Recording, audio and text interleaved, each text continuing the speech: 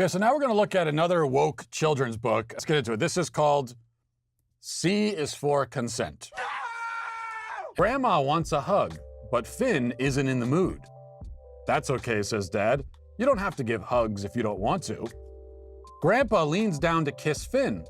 Mom says, please ask for consent first. Grandpa asks, may I kiss you on the cheek?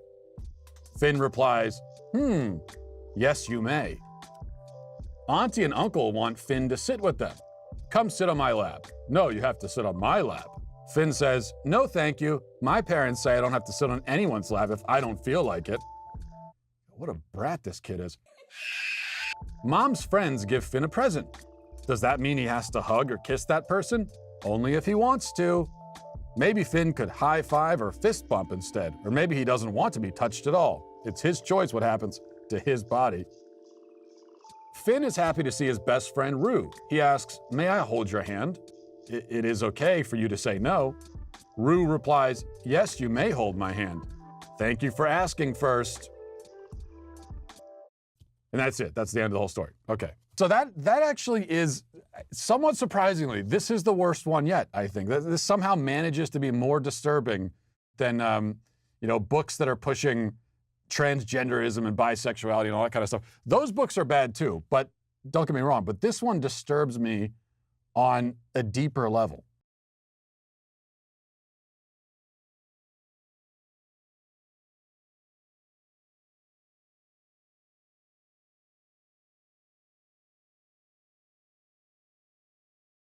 It is not. In fact, ever since the beginning of time, teenage girls have been getting pregnant. It used to be more common.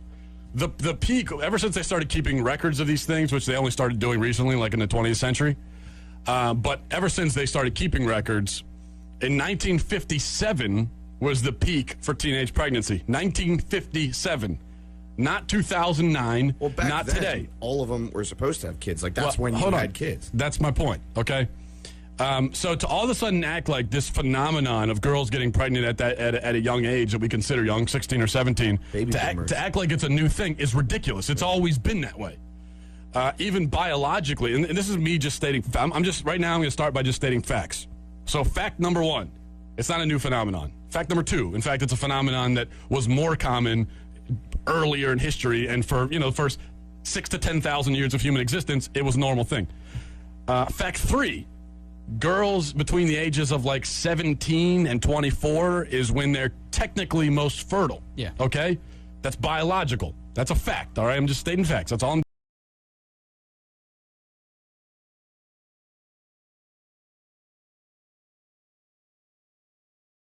To begin with, before we get to the major problems here, this kid is awful. I mean, this is what happens when you have permissive hippie parents. I can't imagine if I was a little kid, if I was like 6 years old, and my grandmother came to visit and said, hey, give me a hug. And I said, nah, I don't feel like it, Granny. I cannot imagine what my dad's reaction would have been. It would not have been pleasant, I can tell you. My reaction with my own kids wouldn't be pleasant.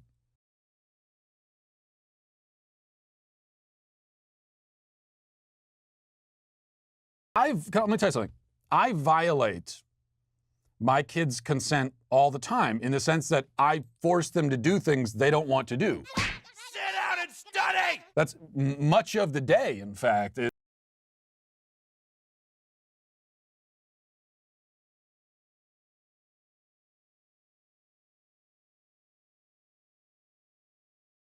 Much of the day, in fact, involves them doing things that it's not their idea to do those things. They don't really want to do those things. Clean their room. Let's start with that. Like, I don't get their consent for that. What is that, forced labor? Is that slavery? My kids know that when a family member comes over to visit, you go and give them a hug. It's not an option. It's not a choice. You are required to do that.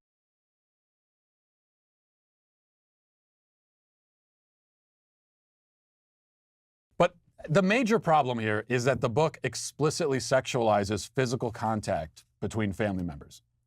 I mean, this author who is it? Eleanor Morrison. He, his, her, whoever's, they're taking their own, I don't want to misgender them, Whoever it is, they're taking their own complex and projecting it onto everyone else. I don't know what's going on with you, that you view a hug from an aunt or a grandfather as potentially sexual in nature, but it's something you should be talking to a therapist about. You don't write it into a children's book.